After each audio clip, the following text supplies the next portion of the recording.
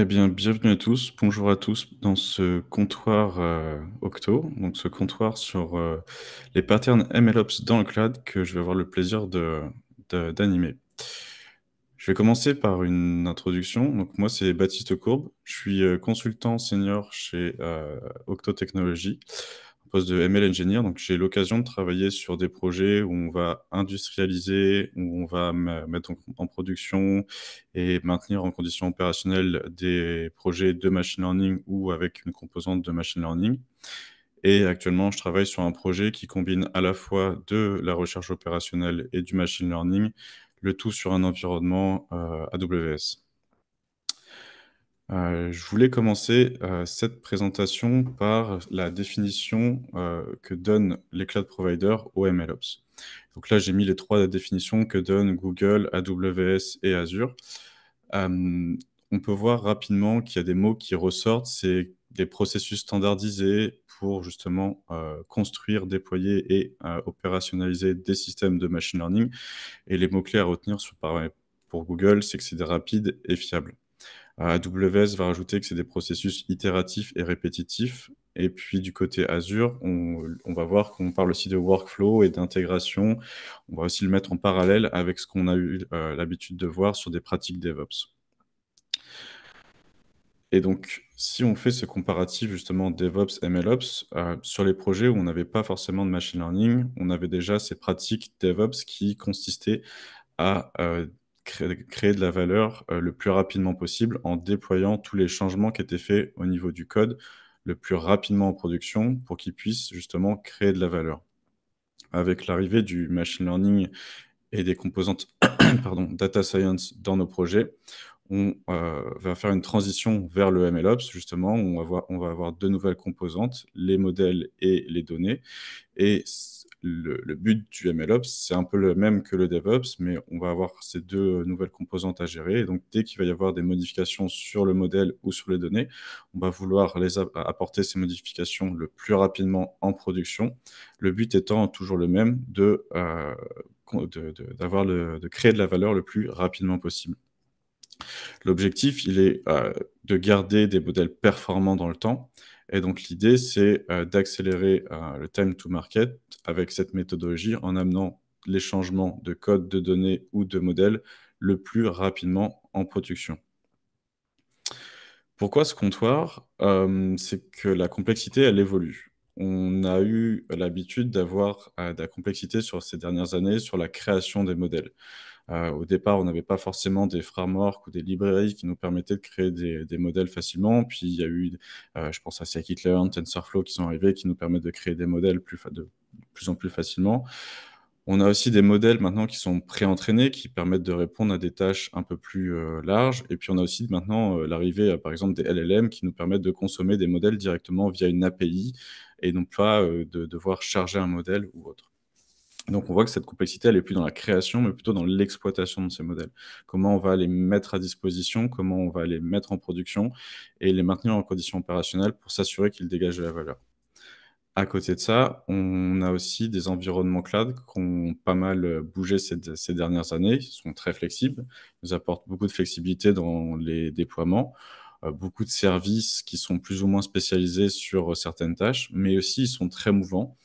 Comme vous avez peut-être pu le voir, des services chez les cloud providers, il y en a très souvent des nouveaux et on ne sait pas trop comment les utiliser, on ne sait pas trop leur maturité non plus. Et donc l'idée aussi, c'est de s'y retrouver parmi tous ces services. L'objectif donc de ce comptoir, c'est d'essayer d'identifier les capacités dont vous avez besoin pour votre projet en termes de fonctionnalités et de bonnes pratiques MLOps, et donc de se poser les bonnes pratiques pour choisir l'architecture en conséquence. J'ai oublié de vous dire au début, si vous avez des questions, n'hésitez pas à les mettre directement dans le chat. Je passerai sur ces questions-là à la fin de la présentation pour y répondre au mieux. On va commencer par un petit exemple fictif qui, j'espère, va vous permettre de vous projeter un peu plus sur les différentes architectures que je vais vous proposer après. L'exemple fictif, c'est je suis un coach MLOps dans une usine de sucrerie et on a 3 projets data science qui vont venir me voir. Une première équipe qui voudrait faire une maintenance prédictive à 3 semaines. Un deuxième projet qui est l'équipe des achats qui souhaiterait prévoir des stocks de manière quotidienne. pour pouvoir justement, acheter la matière première. Et puis enfin, un 3e projet qui lui voudrait trier les bonbons, donc c'est la chaîne de production qui vient de me voir, et ils veulent trier les bonbons de manière automatique pour pouvoir les ranger correctement dans les boîtes. Et ces projets vont arriver et vont me dire: «OK, on a entendu parler des MLOps, il y a beaucoup de bonnes pratiques, on voudrait peut-être historiser nos modèles, on voudrait peut-être, valider nos modèles, faire de l'analyse de drift automatique, monitorer ma performance du modèle, réentraîner automatiquement le modèle» et cetera et cetera. Et au final, cet ensemble de bonnes pratiques, les équipes sont un petit peu perdues dedans et en fait, elles vont se demander, «Qu'est-ce que je dois réellement mettre en place sur mon projet et comment?» Qu'est-ce qui est mandatory et qu'est-ce qui peut être optionnel au final sur mon projet? Et donc, on va commencer par le premier exemple qui est le projet de maintenance prédictive. Et donc, l'équipe vient me voir donc et leur projet, c'est de faire une maintenance prédictive à 3 semaines. Donc de prévoir quelle machine va tomber enfin, quelle machine, faire un rapport sur les machines qui vont tomber en panne d'ici 3 semaines. En leur demandant un peu plus de détails, ils me disent qu'ils veulent faire un seul entraînement et exploiter pour toujours. Qu'est-ce que ça veut dire? C'est ils considèrent qu'ils peuvent entraîner une seule fois leur modèle, le déployer en production et puis le laisser tourner pendant au moins plusieurs mois, voire plusieurs années, puisqu'ils considèrent que les données vont peu ou pas drifter, que c'est quelque chose sur les données historiques, ils peuvent se baser là-dessus en disant que c'est un modèle qui va être plutôt stable dans le temps. Ils veulent quand même garder un œil sur les performances pour s'assurer que le modèle ne continue à prédire de manière correcte et en temps et en heure. Ils veulent, enfin, leurs prédictions sont non critiques, pardon. Ils ont une prédiction qu'ils vont faire une fois par semaine et l'équipe de maintenance, si elle n'a pas le rapport, dans la comment dire? Dans la journée, elle peut attendre la journée du lendemain, c'est pas très grave. Et l'équipe DS, elle, et c'est un point clé ici, c'est qu'elle découvre le cloud. Donc elle n'est pas à l'aise avec les différents services que peuvent proposer les cloud providers.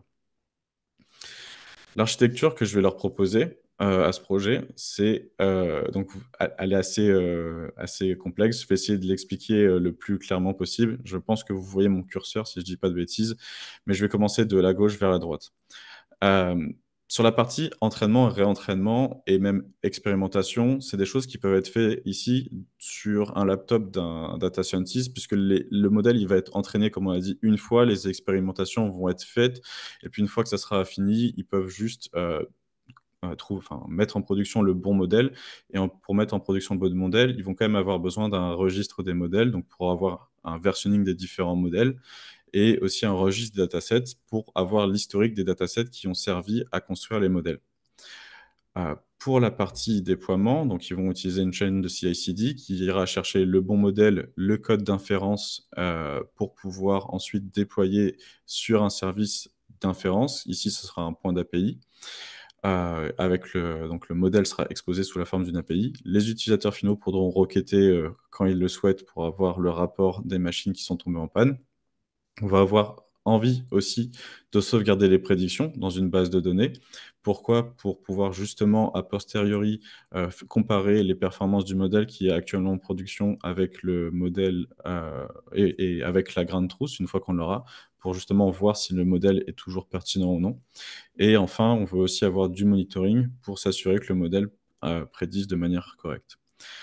Si on met en face de ça les services des cloud providers pour répondre à ces besoins, dans le cadre de ce projet, on va utiliser des services assez simples. Sur la partie registre des modèles et registre des datasets, on peut utiliser tout simplement de l'object storage, donc je pense à Amazon S3, à Blob Storage ou encore à Google Storage, dans lequel on peut créer notre propre bucket au final et on va aller versionner de manière un peu plus, programmatique nos modèles en, par exemple, mettant un timestamp ou alors en mettant un numéro de version pour pouvoir, tracer l'historique des modèles directement dans ce bucket et de la même manière, on peut faire la même chose pour les datasets.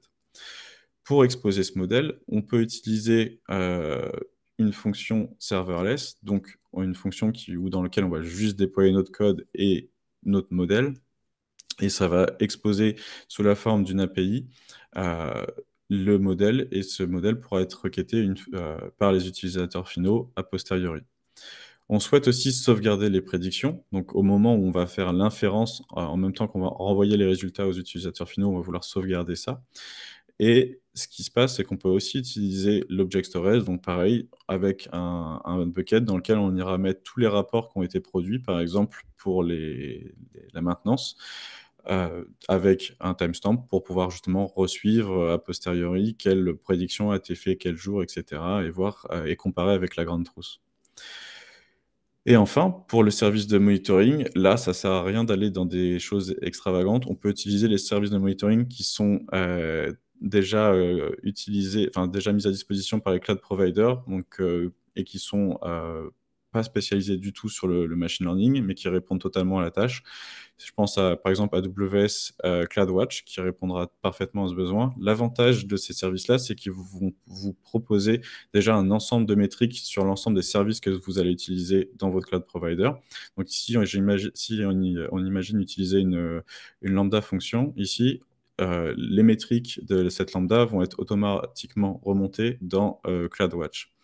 Et à côté de ça, on peut aussi créer notre propre métrique. Et par exemple, on pourrait créer une métrique qui serait le nombre de machines sur lesquelles on a fait la prédiction de maintenance, enfin sur la prédiction de maintenance. Et on pourra faire un suivi et voir si, par exemple, ce nombre de machines décroît d'un coup ou passe à zéro. On peut se dire qu'il y a un problème peut-être dans les données en entrée, etc. Et donc de lever une alerte. Et donc ces services aussi nous proposent de lever des alertes selon des seuils et donc d'envoyer par exemple des mails avec des services complémentaires, par exemple aux utilisateurs finaux ou aux data scientists pour alerter que le modèle a mal prédit.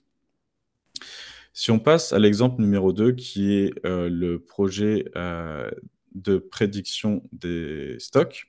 Donc de la même manière, c'est l'équipe de data scientists rattachée aux achats qui est venue me voir. Ils veulent prédire les stocks de manière quotidienne.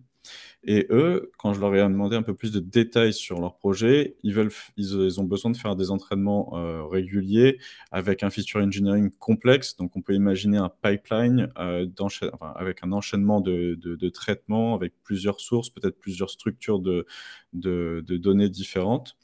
Ils vont faire de nombreuses expérimentations, donc ils vont créer des modèles, enfin faire tester plusieurs modèles, hyperparamètres ou encore features. Donc ils voudraient peut-être garder un historique de tout ce qu'ils ont testé, pour bien l'avoir en tête.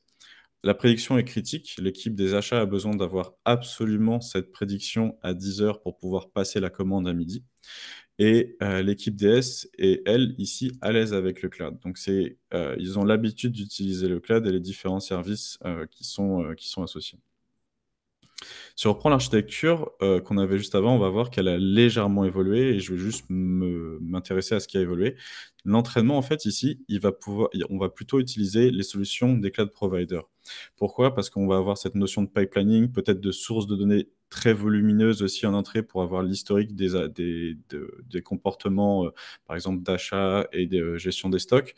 On va vouloir faire des traitements sur ces sources, puis constituer notre dataset final et enfin lancer l'entraînement. Peut-être qu'on veut aussi une pleine puissance pour pouvoir justement entraîner plusieurs modèles en parallèle et pouvoir les comparer a posteriori. Donc c'est cette partie qui va changer et on va aussi peut-être vouloir garder un registre des expérimentations pour justement garder toutes les expérimentations, tous les modèles, tous les hyperparamètres et features qui ont été testés pour pouvoir comparer les modèles après coup.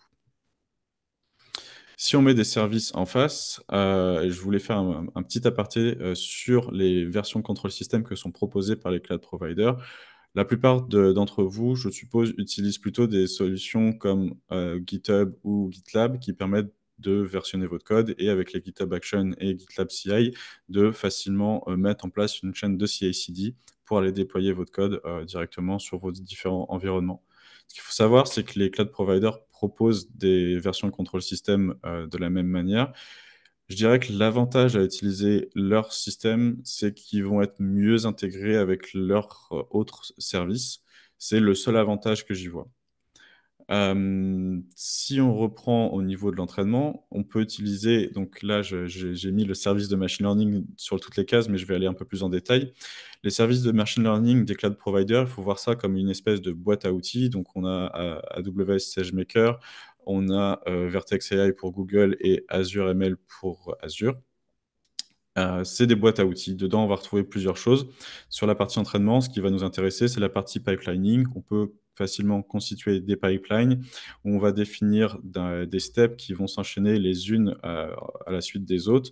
On va pouvoir définir des inputs, des outputs. L'avantage aussi, c'est que ces inputs-outputs vont être automatiquement versionnés dans le registre des datasets, par exemple, si c'est des datas qui sont en input-output.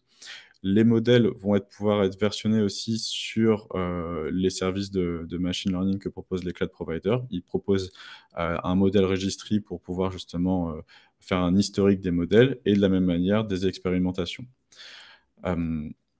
Pour les services d'inférence, on peut utiliser aussi la boîte à outils que nous proposent les services de machine learning en utilisant par exemple les endpoints qui sont constitués directement depuis un modèle qui serait dans un modèle registry. Donc, on va pouvoir juste prendre le modèle, s'il a été sauvegardé de manière correcte dans le modèle registry, et l'exposer sur un endpoint. Alors, dans les faits, il faudrait rajouter une petite lambda sur AWS pour pouvoir communiquer avec les utilisateurs finaux. Mais ici, j'ai essayé de faire une architecture simple pour essayer que ça reste digeste. Mais on peut l'exposer sous la forme d'un endpoint.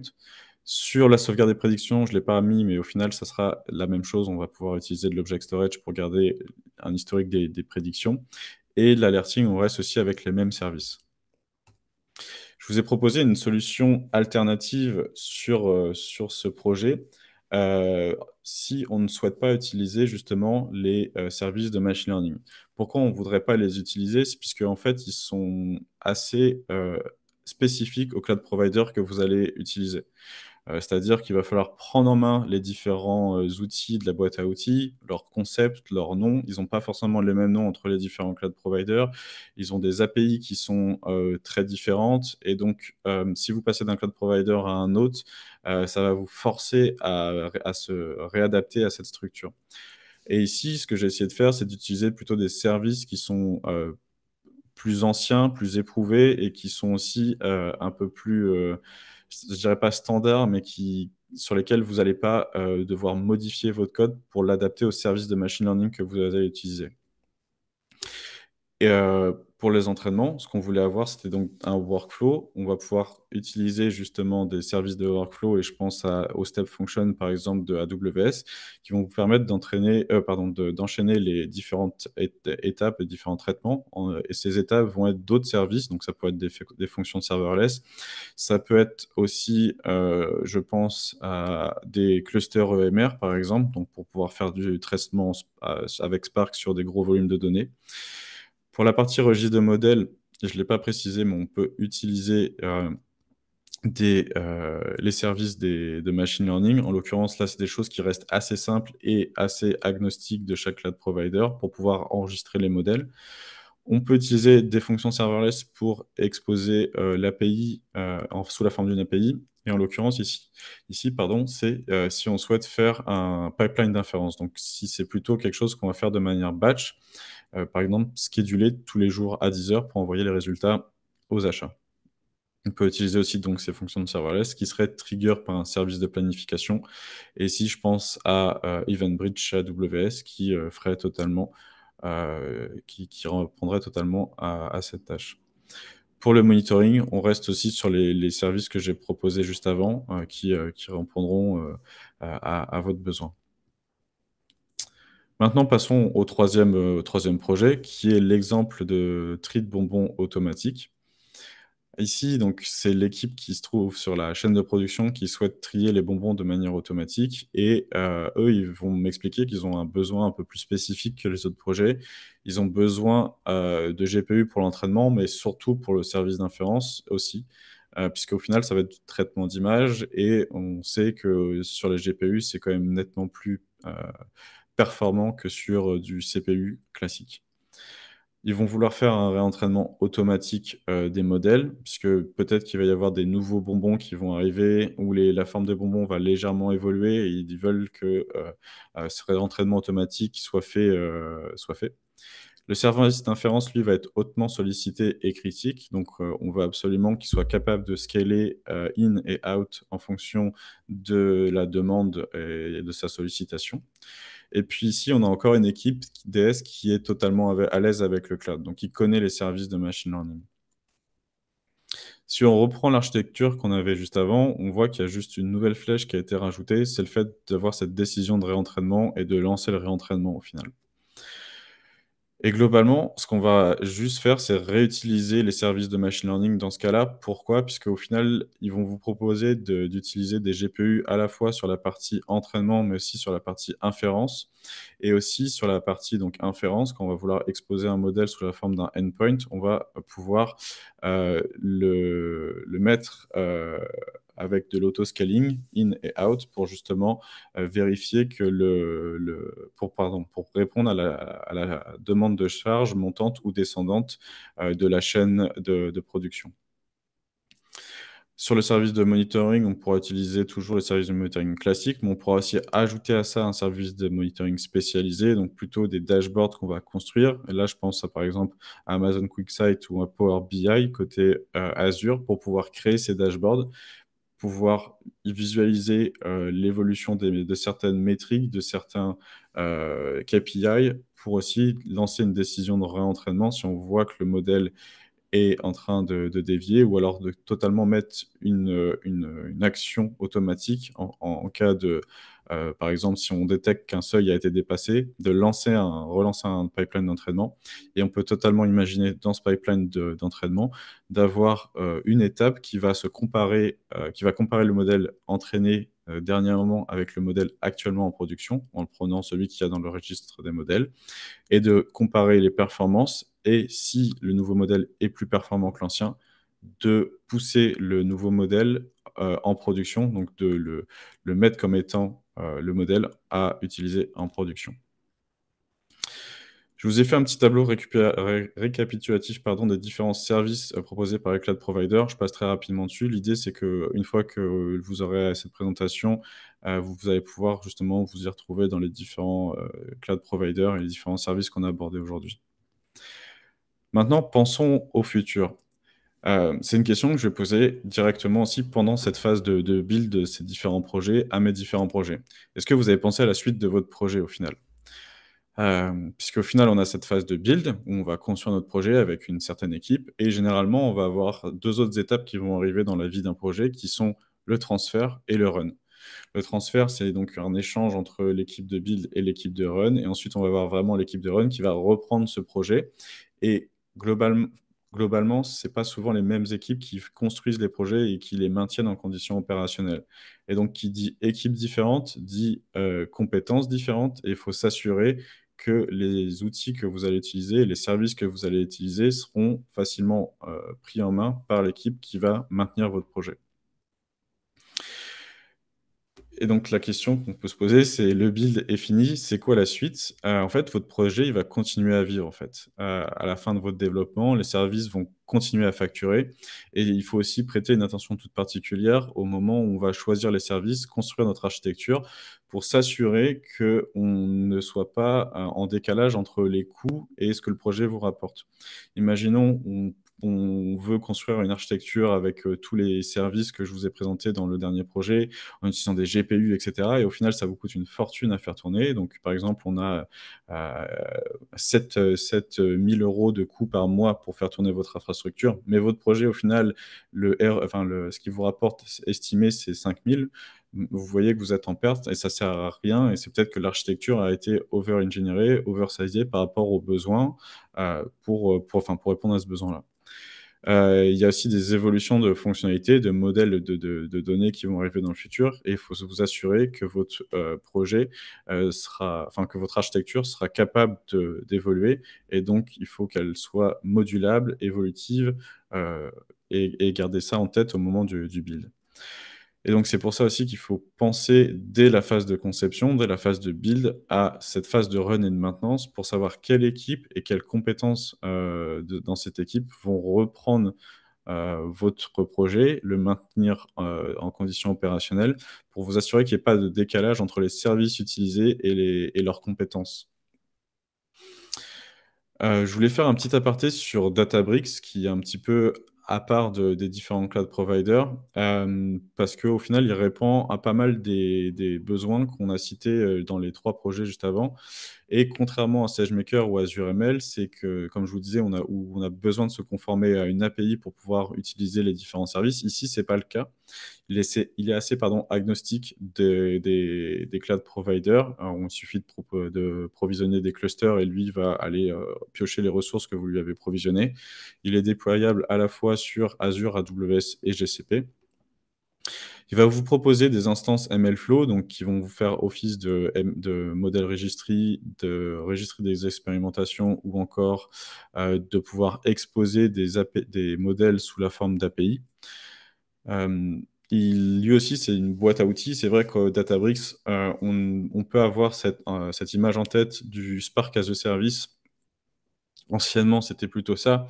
Maintenant, c'est plutôt un environnement assez... Ah, pardon, il propose plutôt un environnement assez complet, de la dev jusqu'à la prod, en proposant tout ce qu'on a besoin au final pour pouvoir faire du machine learning et du MLOps, du versioning, du compute, du storage, du data warehousing, l'ensemble des fonctionnalités serverless. Et enfin, il est totalement scriptable, donc avec l'outil DBX, vous allez pouvoir justement gérer l'ensemble de ce qui se passe sur Databricks de manière programmatique. Et donc ça, c'est quelque chose qu'on veut aussi facilement voir pour utiliser des chaînes de CI/CD. Si on prend un peu de recul avec tout ce qu'on vient de voir, on peut voir que sur ces 3 projets, on a eu 3 niveaux, on pourrait dire, de MLOps.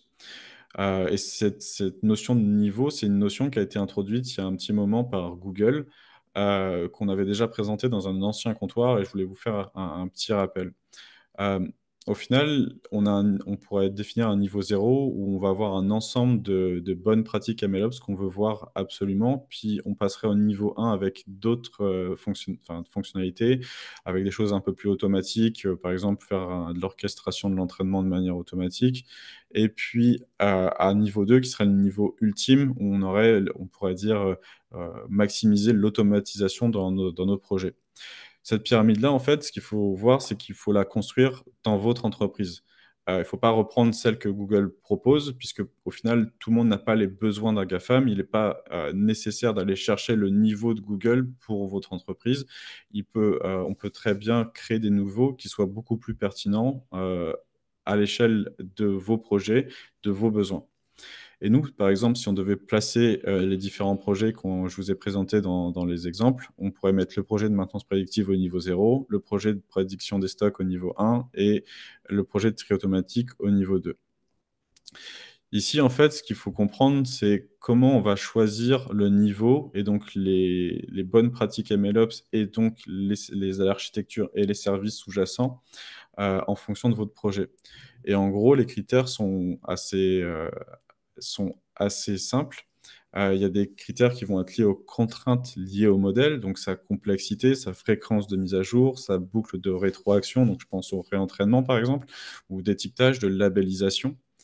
On va voir tout ce qui va être les contraintes opérationnelles. Ça va être tout ce qui est criticité opérationnelle du produit et du modèle. Donc le fait qu'une prédiction doit absolument arriver à bon port, etc.